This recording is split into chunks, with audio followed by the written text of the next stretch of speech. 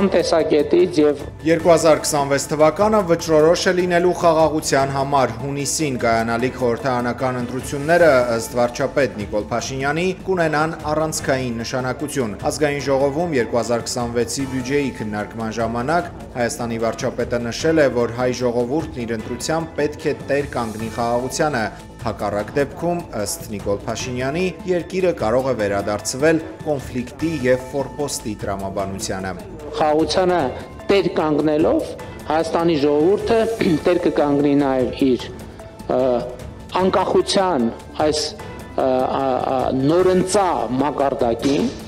իր ինքնիշխանությանը, իր պետությանը։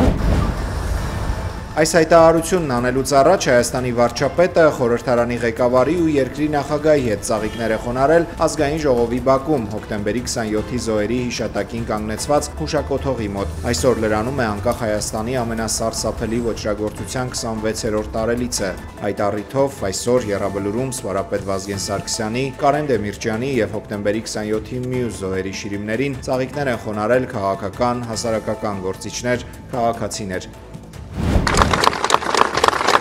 Նիկոլ Փաշինյանը այս կիրակին նույնպես կգնա Հովհանավանք մասնակցելու սուրբ եւ անմահ պատարագի, որն ըստ ամենայնի կրկին կանցկացնի կարգալույց հոգեվորականը։ Փաշինյանը եւ մի խումբ մարդիկ հոկտեմբերի 26-ին առաջին անգամ Հովհանավանքում կիրակնօրյա պատարագի են մասնակցել, հաղորդություն ստացել կարգալույց քահանայից։ Պատարագ մատուցելու անհնարինության մասին նախկին հոգևորականին հիշեցրած երիտասարդի բերանը փակել ու հեռացրել են եկեղեցուց հատուկ ծառայության աշխատակիցները։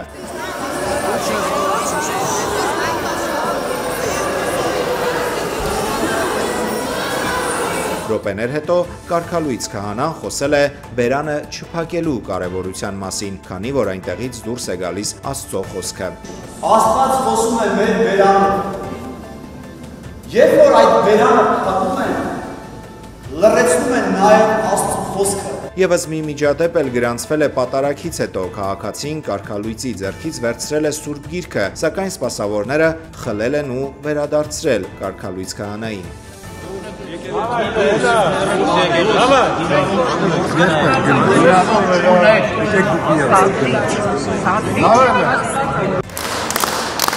Պատարագի հավաքվածները Հայաստանի վարչապետին եկեղեցու ներսում դիմավորել են ծափերով, ծափահարել են նաև այն ժամանակ, երբ կարգալույց քահանան պատարագի ընթացքում Նիկոլ Փաշինյանին շնորհակալություն է հայտնել։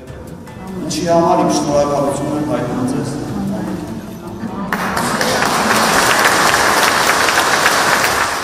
Իդեպ պատարագի եկած Երևանի ավականու քաղաքացիական պայմանագիր խմբակցության անդամը եկեղեցու բակում գաղտնազերծել անոնսել է եկեղեցու բարձրաստիճան հայրերի դեմ նոր կոմպրոմատներ հրապարակելու վերաբերյալ տեղեկությունը։ Շուտով կիմանաք, շուտով ամբողջ համացանցով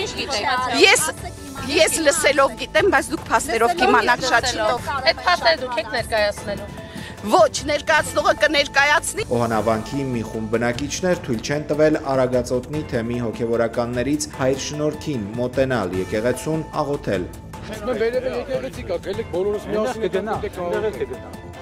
Առաքելական եկեղեցին կիրակի նշել է Խաչի հայտնության տոնը։ Մայրաթոր Սուրբ Էջմիածնում կիրակնօրյա պատարագը մատուցել է Վեհափառ հայրապետը։ Կաթողիկոսի թափորի շարքերում քայլել է նաև Հովհանավանքի կարգալույց քահանայի եղբայրը Անուշավան Սարգսակ Ասատրյանը։ Ըստ լրատվամիջոցների նա հոգևորականների հետ զրույցներում ասել է, որ եղբոր քայլերն անընդունելի է համարում։ Ձեր եղբայրը Անուշավան Սարգսակը երեք։ Եղբոր մասին հարցերին այսօր չի պատասխանել կարգալույց քահանան եւ ոստիկանների քաղաքացիական մի խումբ անձանց ուղեկցությամբ բացել է Հովհանավանքի դուռը ներս մտել։ Նա հոկտեմբերի 21-ից այդ բանն անելու իրավունք չունի։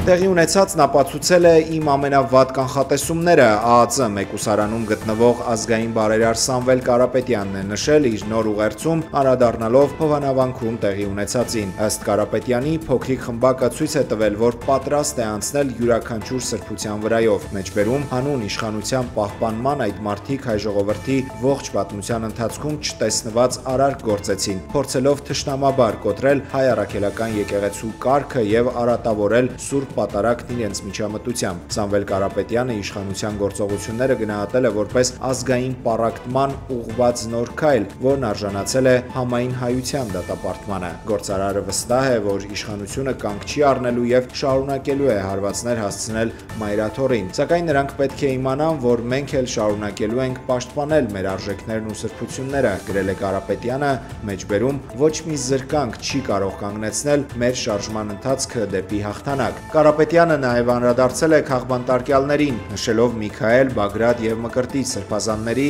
գյումրեցիների, այդ թվում մեր ձևով շարժման Գյումրու պատասխանատու Ռուբեն Մխիթարյանի անունները, հավաստիացնելով, որ նրանց կամքը կոտրել հնարավոր չէ։ Մեր ձևով շարժման առաջնորդը նշել է, որ իրենց նպատակն է մեջբերում ապրել բռնապետությունից եւ օտար ազդեցությունից ազատ, իրական քրիստոնեական արժեքներով առաջնորդվող արժանապատվությունը վերականգնած բարեկեցիկ քաղաքացիների Հայաստանում։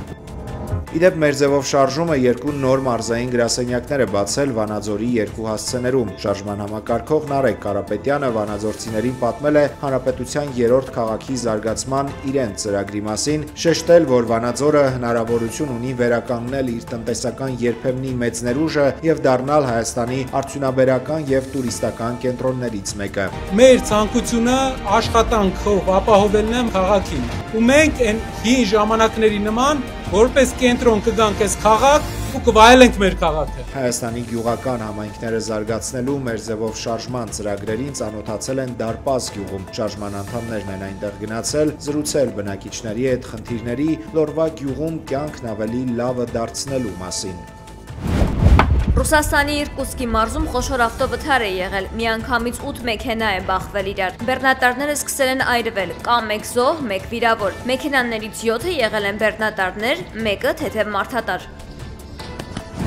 ԱՄՆ նախագահ Դոնալդ Թրամփը սկսել է ասիական շրջագայությունը, որի գլխավոր նպատակն Չինաստանի հետ առևտրային հարաբերությունները կարգավորելը։ Սպիտակ տան ղեկավարի առաջին կանգառը Մալայզիայի մայրաքաղաք Կուալա Լումպուրում տեղի ունեցած արևելաասիական 20-րդ գագաթնաժողովն է։ Չնայած Թրամփի այս ուղեկցվելը ցույցերով դա չի խանգարել, որ ԱՄՆ նախագահը օդանավակայանում Պարիի իրեն դիմավորողների հետ։ Ցուցարարները պահանջել են դադարեցնել ամերիկյան իմպերիալիզմը եւ Թրամփին տուն ուղարկել։ Նրանք ծածանել են Պաղեստինյան դրոշներ եւ վանկարկել պատժամիջոցներն Իսրայելի դեմ կարգախոսը։ Թրամփի եւ Չինաստանի նախագահ Սի Ցզինփինի հանդիպումը նախատեսված է Հարավային Կորեայում հոկտեմբերի 30-ին։ Թրամփը հույս ունի, որ կհաջողվի Սի Ցզինփինի հետ կնքել համապարփակ գործարք։ Նա ակնկալում է Չինաստանից կառուցողական մոտեցում եւ պատրաստ է չեղարկել որոշումը, որով նոյեմբերի 1-ից 100%-անոց մաքսատուրքեր պետք է սահմանվեն չինական ապրանքների վրա։